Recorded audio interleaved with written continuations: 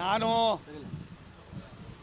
ಚೆನ್ನಮ್ಮ ದೇವೇಗೌಡರು ನಮಗೆ ಮಾತೃ ಸಮಾನರು. ನಾನು ರಾಜಕೀಯ ಪ್ರಾರಂಭ ಮಾಡಿದ್ದು ದೇವೇಗೌಡರ ಮನೆಯಿಂದಾನೆ. ಹಾಗಾಗಿ ಆಕೆ ಒಬ್ಬ ದೈವ ಭಕ್ತೆ, ದೇವರನ್ನು ತನ್ನ ಕಾಯಕದಲ್ಲಿ ನೋಡಿರ್ತಕ್ಕಂಥ ಒಂದು ದೊಡ್ಡ ಮನಸ್ಸಿರ್ತಕ್ಕಂಥ ಒಬ್ಬ ನಮ್ಮೆಲ್ಲರಿಗೂ ಕೂಡ ಮಾತೃ ಸಮಾನರು. ದೇವೇಗೌಡರ ಜೊತೆಯಲ್ಲಿ ಕೈ ಜೋಡಿಸಿ ಅವರ ಕಷ್ಟ ಸುಖವನ್ನು ಸಮಾಲಾಗಿ ಸ್ವೀಕಾರ ಮಾಡಿ ರಾಷ್ಟ್ರದ ಪ್ರಧಾನಿಗಳಾಗ್ತಕ್ಕಂಥದ್ದಕ್ಕೆ ಶ್ರೀಮತಿ ಚೆನ್ನಮ್ಮನವರ ಕೊಡುಗೆ ಅಪಾರವಾಗಿದೆ. ಡಾಕ್ಟ್ರು ಇವತ್ತು ಅವ್ರು ನೋಡ್ತಾ ಇರ್ತಕ್ಕಂಥ ಡಾಕ್ಟ್ರೇ ಬಂದಿದ್ದಾರೆ. ಕೆಲವು ವಿಚಾರಗಳನ್ನು ಡಾಕ್ಟ್ರೇ ತಮಗೆ ತಿಳಿಸ್ತಾರೆ, ಚೇತರಿಸ್ಕೊಳ್ತಾ ಇದ್ದಾರೆ. 30% ಮೇಲ್ಪಟ್ಟು ಚೇತರಿಸ್ಕೊಂಡಿದ್ದಾರೆ. ಇದು ಒಂದು ದಿನದ ಇದಲ್ಲ, ಇದು ನೋಡಿದೆ. ಸುಮಾರು ಹೊತ್ತು ನಾನು ಅಲ್ಲೇ ಇದ್ವಿ, ಮಾತಾಡ್ತಕ್ಕಂಥದ್ದಕ್ಕೆ ಇದು ಹಾಕಿರೋದ್ರಿಂದ, ವೆಂಟಿಲೇಟರ್ ಹಾಕಿರೋದ್ರಿಂದ ಸ್ಟೇಬಲ್ ಆಗಿದ್ದಾರೆ. ಯಾವುದು ಕೂಡ ಅಂತ ಇದೇನಿಲ್ಲ, ಸ್ಟೇಬಲ್ ಆಗಿದ್ದಾರೆ.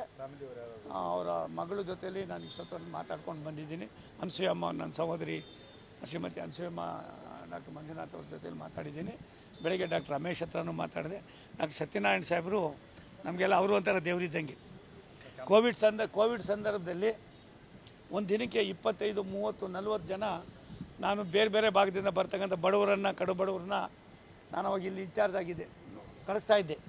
ಅವರೆಲ್ಲರನ್ನೂ ಕೂಡ ಆರೈಕೆ ಮಾಡಿ ಮತ್ತೆ ಅವ್ರನ್ನ ಸಾಮಾನ್ಯ ಜನರ ಜೊತೆಯಲ್ಲಿ ಬದುಕೋದಕ್ಕೆ ಅವಕಾಶ ಮಾಡಿಕೊಟ್ಟಿದ್ದಾರೆ. ಅವರ ಆರೋಗ್ಯದ ಬಗ್ಗೆ ಡಾಕ್ಟ್ರನ್ನೇ ಕೇಳಿ ಅವರು ಕೆಲವು ವಿಚಾರಗಳನ್ನು ತಾಂತ್ರಿಕವಾಗಿ ತಿಳಿಸ್ತಕ್ಕಂಥ ಕೆಲಸವನ್ನು ಮಾಡಿದ್ದಾರೆ. ಸ್ಟೇಬಲ್ ಆಗಿದ್ದಾರೆ.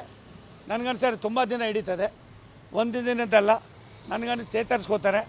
ಮತ್ತು ಚೆನ್ನಮ್ಮನವರು ತಮ್ಮ ದೈನಂದಿನ ಚಟುವಟಿಕೆಗಳು ಮಾಡ್ತಕ್ಕಂಥದ್ದಕ್ಕೆ ಭಗವಂತ ಅವ್ರಿಗೆ ಆಶೀರ್ವಾದ ಮಾಡ್ತಾನೆ ಎನ್ನುವ ಅಚಲವಾದ ನಂಬಿಕೆ ನನ್ನದು.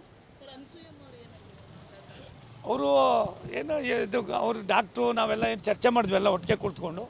ಅವರು ಆರಾಮಾಗಿದ್ದಾರೆ. ತಾಯಿ ಅಲ್ವಾ, ತಾಯಿ ಮಾತೃ ಹೃದಯ, ಅದು ತಾಯಿನೇ, ಅವರು ಒಬ್ಬ ತಾಯಿ. ಹಾಗಾಗಿ ಅವರ ದೀರ್ಘಕಾಲದ ಜರ್ನಿ ಏನಿದೆ, ದೇವೇಗೌಡರ ಕುಟುಂಬದ ಜರ್ನಿಯಲ್ಲಿ ಅನಸೂಯಮ್ಮ ಅವರು ಕೂಡ ತನ್ನದೇ ಆದಂಥ ಒಂದು ದೊಡ್ಡ ಪ್ರಮುಖವಾದ ಪಾತ್ರ ವಹಿಸಿರ್ತಕ್ಕಂಥವರು. ಶ್ರೀಮತಿ ಚೆನ್ನಮ್ಮ ದೇವೇಗೌಡರು ಸ್ಟೇಬಲ್ ಆಗಿದ್ದಾರೆ. 30-35% ಚೇತರಿಸ್ಕೊಳ್ತಾ ಇದ್ದಾರೆ. ಎಲ್ಲ ಇದಕ್ಕೆ ಏನು ಔಷಧಿಗೆ ಸ್ಪಂದಿಸ್ತಾ ಇದ್ದಾರೆ. ಆಗಿರೋದ್ರಿಂದ ನನಗನ್ನಿಸ್ತದೆ ಅವ್ರು ಮತ್ತೆ ಸ್ವಲ್ಪ ದಿನ ಹಿಡಿತದೆ, ಚೇತರಿಸ್ಕೊಳ್ತಾರೆ.